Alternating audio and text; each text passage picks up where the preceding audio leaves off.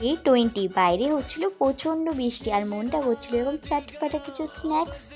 তো প্রথমে আমি আলুটাকে 40%-এর মতন সেদ্ধ করে নিয়েছি, ঠান্ডা করে তার মধ্যে এক্সট্রা জলগুলো সুতির কাপড় দিয়ে মুছে দিয়েছি। তার মধ্যে দিয়েছিলাম কর্নফ্লাওয়ার, দিয়ে তেলের মধ্যে ভালো করে ক্রিস্পি করে ভেজে নিয়েছিলাম।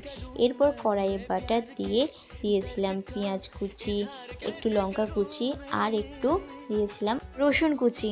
1 মিনিটের মতন ভেজে নিয়েছিলাম, ওই যতক্ষণ রসুনের কাঁচা গন্ধটা চলে না যায়। এরপর দিয়েছিলাম একটু soya sauce, vinegar, red chilli sauce, tomato sauce, green chilli sauce.